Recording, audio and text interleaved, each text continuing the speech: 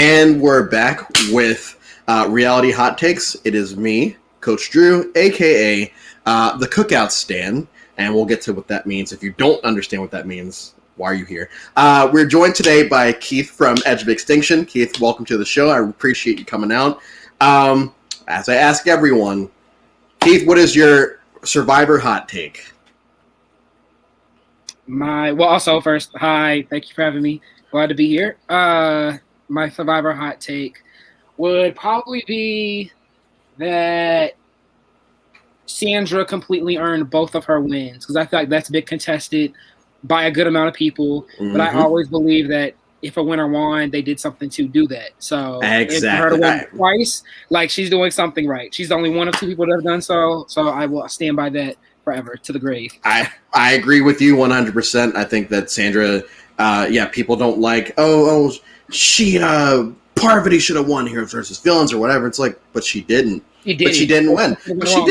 So it doesn't matter. Exactly. So I agree with you. I think that Sandra is a great winner. I think that anyone that gives her wins a hard time, they just don't understand that at the crux of everything, it doesn't matter what you do to win the game, as long as you win. As long as you win the game. As long as you win, it doesn't matter how you got there.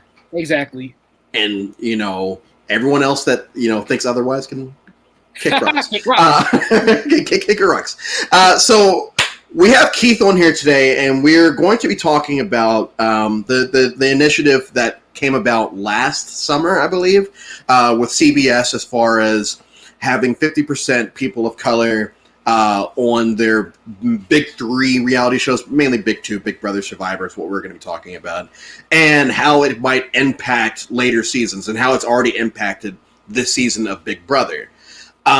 So that's why my name is Cookout Stand. For the people that haven't watched Big Brother, there is a people of color alliance on this season, and they refer to themselves as the Cookout.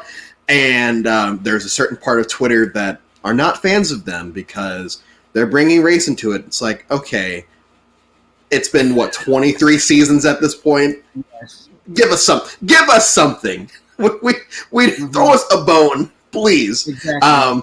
You guys can go back to winning next time or whatever. So Keith, when you first heard about, I guess before we can go even farther back, when you were initially casted for Survivor, was that in your head of, when I go out there, I want to, I hope that I get to see people that, look like me, or people that I can even just relate to, whether it be religion, or whatever. Were you looking for that? It was just like, okay, I'm just going to be a lovable person, and hopefully people are attracted to that. Mm-hmm. Most definitely. Like, that was one of my concerns coming on. I think I remember specifically talking to a family member about it before coming after being cast, but not having gone out there yet. I was like, I would just love to find another brother like me, right? And I was going on and on about that, and they were like, well, you might not get the chance to. And I just remember seeing the competition. I was like, yeah, I see what has happened here. And it's something that we have to be aware of. And yes, we're all people at the end of the day, but obviously some of us are going to come into the game immediately being able to relate to pretty much everyone and have shared experiences. Like, some people could talk to this person about this living experience that they've had, but I can't relate to that. And so then you got to try to find where do you fit in all the puzzle pieces. And so that's what makes the game arguably a little bit more difficult for different people. It's not a balanced game. It's never going to be a completely fair game. So, and if we're to believe that, then I think we need to reevaluate our look on societal pressures, just everything in general. So yeah, that's my take on that. Okay. So you hit the beach, or you guys are doing pre-game stuff or whatever. You hit the beach. At any point after the season was over, did you ever feel like, if I had someone else there that I could relate to on this level, that things could have gone better for me? Did that ever come into your mind after the season was over? Oh, most definitely. But everything runs through your mind after your season's over, every possibility. Yeah. And I think initially the plan actually wasn't even for me to be on Edge of Extinction. I think the goal was for me to be on David vs. Goliath, actually. Okay. But which is way more, kind of more diverse than Edge of Extinction. Yeah. But it didn't line up with my school schedule because I was a sophomore in college, like this. So it pretty much had to be Edge of Extinction, and that definitely came across my mind. Like, if I had someone who, like, was going to stick out for me, like, just because of shared living experiences and such, anything could have happened. Because, like, you know what I mean? Like, people will argue why you should stay in the game and such, and so there's no telling what could have happened then. And yes, I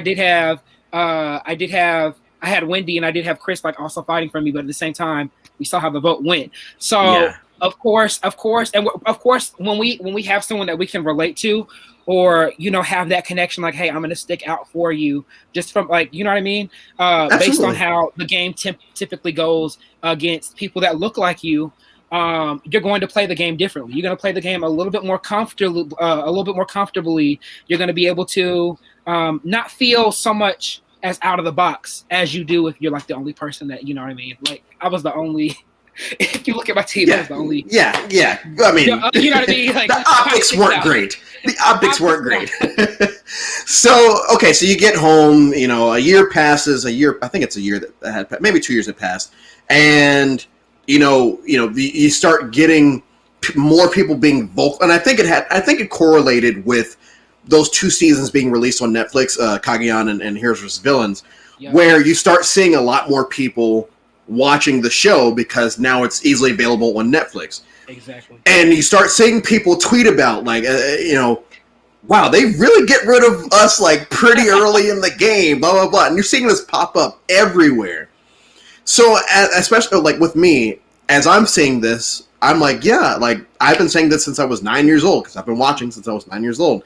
Yeah. And, it was great to see other people that look like me, talking about this. And, there's been moments in the show's history where people have talked about it.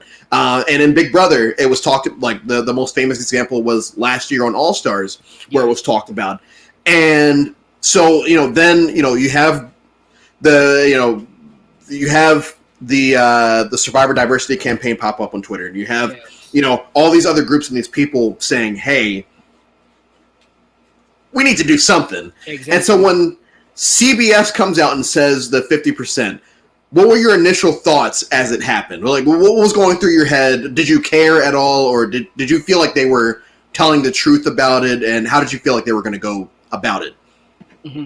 So I had been in conversation with some of the people that came up with put the petition into the process, like, who made it and everything. And so I had been hearing about it, and I got to be in one of the meetings with CBS to really share my experience, as well as everybody else sharing their experiences as well. So to be able to be a part of that, I don't take that for granted, and I'm so appreciative to have done so. I'm not sure. It might have been. I think it's 30%.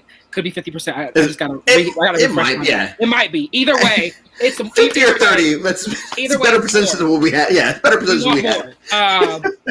I think it's a strong push into the right direction, because we haven't been seeing that. There have literally, I can recall seasons of Big Brother where there's no one. Like, there's literally you pull up the cast and it looks the same. And like, these shows are characterized by saying we're getting people from all walks of life, but are you? Are you really? Say that if your picks don't really represent that, you know what I mean? We claim that America is this big melting pot. You have to be able to show that. And so to be able to see this come across Twitter and it be accepted, it's huge. Like, I cared about it a lot. Like, of course, like, myself and probably a lot of people that came before as well, probably wishing, like, dang, I wish, like, I had that out there. And so that goes through your mind. But at the same time, you're so appreciative of where we are right now and where we're going. And just for the next generations, because you want more people from different walks of life, as we say, to be applying for these shows and such. Exactly. And so I think it's just encouraging to the next generations that are to come.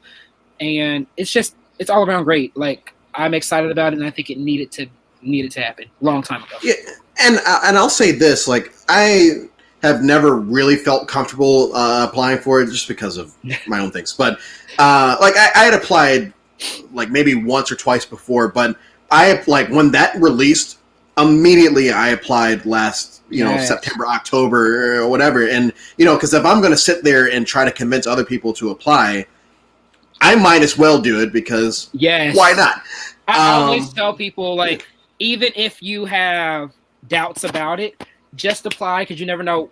Like, you know what I mean? You never know what's going to happen. First, you got to get the opportunity to be able to turn it down. So I always tell people that I always knew I wanted to be on, and people always, like, look at me like, you don't like being outside. You don't like this. Like, are you really? And I was like, it's going to happen. It's just a matter of when. And I think that's the mindset we really have to carry into it, is that it's a matter of when. If you really want to do it and it's meant to happen for you, it's going to happen. It's just a win. So I just say apply and put everything to the side.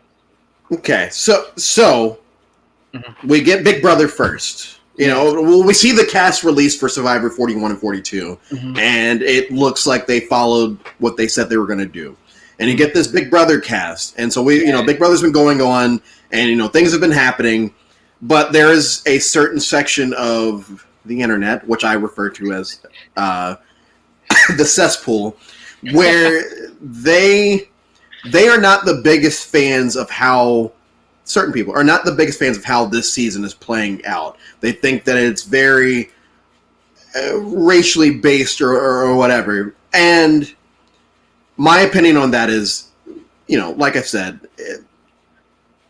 for so long in these shows, we haven't done well, period. People of color in general, not just black folk, but, everyone. Yeah, period. So, we are in 2021, and we're all these seasons deep into Big Brother. I don't look at it as a bad thing. I honestly don't. So, you're a Big Brother fan. How have you seen this season? Have you looked at it as, Keith the fan, or Keith as the wow, like, look at what we did, like people like me that sat on these panels and were able to bring this to fruition? I look at it from both points of view, because we're people. You can't separate parts of yourself. Like, the fan of you is going to be at play, as well as me and my blackness is going to be at play, and it's an intersectionality of the two. And so I'm looking at it through both lenses, and I'm in such support of it. And I have a couple points. Like, for one, I feel like a lot of anger that's generated towards them forming this alliance and standing by it. I think we need to be putting our focus on, why was this made? Years and years, black people of color have not done well. Like, why we can't say that, oh, these are bad game players. This happened years and years and years to come. We only had a couple two be at the final two and still not even pull off a win. We have yet to have a black winner. And so thankful to have Tamar as the celebrity Big Brother winner. But in this traditional system, we still haven't even had that yet. And so I think the focus needs to be put on more like, what are the pressures at play that has pushed this together, that they feel the need that they have to stick together to make this happen, because it hasn't happened yet. And so those black fans are looking like, we're never going to be good at the game. Why even try? You know what I mean? This is while some may look at this through a hate lens, others are looking at this as like, wow, that's me. I can see that this can happen for me, like, as inspirational, as motivational. And so I just think we really need to, I think everyone just needs to reassess the origins of this. Don't just look at just this alliance. Look at what's underlying it. What has been underlying it for years and years and years for the past 22 seasons. And address that. These people wouldn't just align. These people wouldn't just align. Like, I do feel like, as I say it out loud, I feel like they probably would have aligned anyway. But I think they also addressed it. Like, they would have been playing the game more differently. And I do believe, especially after this season, people will be playing the game more differently, because you form genuine relationships. But this needs to happen now. Yeah, I hate going back to Survivor because this is supposed to be Big Brother based, but it's like in Survivor when people get freaked out by the all-devouring, all-women's alliance. And it's like, because it worked like twice, everyone's always freaked out about it, period. And I feel like that's probably what's about to happen next in both Big Brother and Survivor. It's like, oh. I can't say it out loud because I don't want people to hate me, but can you not see what's going on here? But I think why I'm so excited about both of these shows moving forward is, well, and I'm also hesitant, but I'll get to that in a second, is because, so if you look at Survivor winners, people of color that have won, I think about half of them have done it on seasons where the cast was more diverse. So you look at Earl, you look at Yule, you look at not really the Vesepi. Vesepi was on a cast of like 2 black folks, and I think that's it. Yeah, it was her. But you just go down the line, and it's like, okay, well, but it never comes off as. I think that people are going to focus so much on that with the next seasons coming up, because CBS put this out. So now everyone's gonna be like, oh, well, the only reason they're aligned is because they look like each other. It's like, okay, cool, whatever. But I also think, and this is my fear. But can we also is the argument also at play that has already not been happening? Because we look at the seasons where there's only been one, like specifically that comes to mind is Davon's season, her first season, season 17. She was the only one, and she was arguably out very extremely early, being the second one out. Mainly because she was different and people didn't vibe with her, quote unquote. And so, like, can the argument not be made that this was already happening? It just didn't need to happen so overtly, just because those who are in the majority, they don't have to say, "I'm voting you out because of this." Like, you don't have to say that. Like, you know what I mean? It's not necessary. Like, when you have like a majority of like, let's just, if you have a majority of white people, you don't have to work with a black person. You don't have to do that at all. It is the viable option is clear. Like, the path is clear for you to do that without doing so. And so I think that just also has to be taken into consideration as well. And my fear about this whole thing is, I feel like CBS may have overcompensated with these casts, and I feel like they're going to be like, hey, we gave you this, so now we're going to go back to this. Like, we gave you a few seasons, and then they go back and they're like, okay, we're going to barely hit the mark that we told y'all at first because we want to appease you because of the optics. So everyone can be like, oh yeah, these shows aren't diverse. Like, sure it is. Look at seasons 41 through 43. We know, we care. Don't look at Cook Islands and see what we did there. But and it's frustrating. But I try to be an optimist when it comes to these types of things, because even when I'm sitting on Twitter during COVID and seeing these new viewers of Survivor saying, oh, why are they voting these people out randomly? Why did they just vote Michaela out randomly in Millennials vs. Gen X? Right. I'm still upset about that. I am too. And you just sit there and you watch people, crap on the show that you love, and you also can't bring yourself to defend it. So you just kind of say, well, hey, how about you apply, and you can be the next person to do this, that, and the other. And that's why I've appreciated pages like the Survivor Diversity Campaign and players like yourself who have been able to preach the gospel, basically, of saying it's all right to apply for these shows. And I'm very biased when it comes to this season of Big Brother. I hope obviously one of the Cookout wins. If not, I'm not going to sit there and be like, oh well, they yeah. I'm not going to be like that. It's like someone beat them. Good on them for doing that. Yeah. Honestly, I'm really appreciative of everyone this season, because like everybody has come to play. Like, and that's what it appears. Like, I don't see anyone who's like literally doing absolutely nothing. And I feel like it's been that way since the beginning. Like, this has been a season of players. Like, everybody's playing, and so I'm definitely appreciative of that as well. Yeah, and I hope that it's the same with 41 and 42 for Survivor. Same. Like, I understand that the days are shorter and all that jazz, but I don't think that should take away from the actual gameplay. I feel like if anything, it'll turn it up to 11, and it'll be like Survivor on steroids. Yeah, it'll be like Survivor on steroids, and just people are just going to be out there and acting all willy nilly. And I'm hoping that even if we don't have a person of color win the season or whatever, it would just be cool. It would just be cool to see what I see in my real life. To see what I see. I work at a college, so like I see people of all races all the time. Mm-hmm. So when I go watch one of my favorite shows, I don't want to just be like, oh well. Right, exactly. Like it's been so amazing just to see, like literally to see Xavier and Kylan win at HOH. Like I was trying to recount, like when is a black male won really a power veto or HOH? I think none since, honestly, I want to say Devin, which is in season 17, which is well.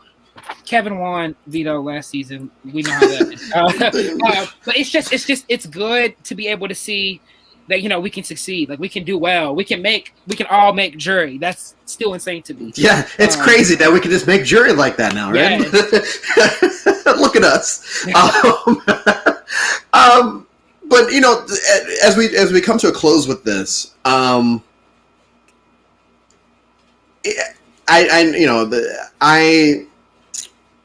I try not to be preachy about this type of stuff because I understand that it makes some people uncomfortable. But you have to look at it from our point of view of just people of color in general. Race really doesn't matter in this situation. But if we're going to love a show like Survivor or like Big Brother, after a while, especially when Big Brother's end, it's okay, Big Brother's had a couple Asian winners, maybe just one. I think one. I think just June, right? Yeah, just June. Survivor has Casey. Well, Casey, because Casey is Filipino, if I'm correct. Okay, so then they've had at least Mm-hmm. Survivor has done a better job at but after a while you start getting tired, and it's even with one like the women front, because at the beginning of the show, women were winning relatively well, and then all of a sudden it's yeah, right. Never mind. Yeah, and never mind. You've had your time. So I think that people just kind of get. Actually, what was the last woman winner? I don't think it was Sarah in Game Changers. Crazy. Yeah, that was so long ago. It feels. Yeah, and a case could be made for a woman in almost every season since then. Mm-hmm. Almost every season.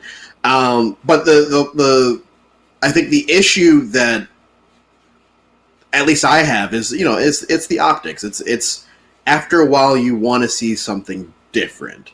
Exactly. Because if you could sit there and say, well, this person's not going. Oh, Keith's not going to win because look at him. Right. That shouldn't be the case. Exactly. It shouldn't be the case. I should be like, oh wow, I'm rolling with this guy. If he gets voted out, he gets voted out, and I got to sit there and moan about it. But I shouldn't go in being like, well, we gave it a good run. Already without even knowing. Exactly. At some point, these things just get so formulaic where we can just say, "Oh, Ben won because he played the best game. Oh, Tony won because he played the best game. Oh, Chris won because he played the best game." You see what I mean? It becomes very formulaic to see a lot of the same, you know what I mean? Kind of same shit, different toilet. Exactly. And to be able to just say, "Oh, they won because they were the best players." These people, they didn't win because they're not good players. You know what I mean? It becomes a formula that really needs to change. And I hope that it does. And I've been very excited. I'm not the biggest Big Brother fan, but I have really enjoyed watching this season because I wanted to see if they were actually going to utilize this, and to see that it has actually happened. Mm-hmm. It's great. Exactly. So and I think, before. Oh, yep. No. And go ahead.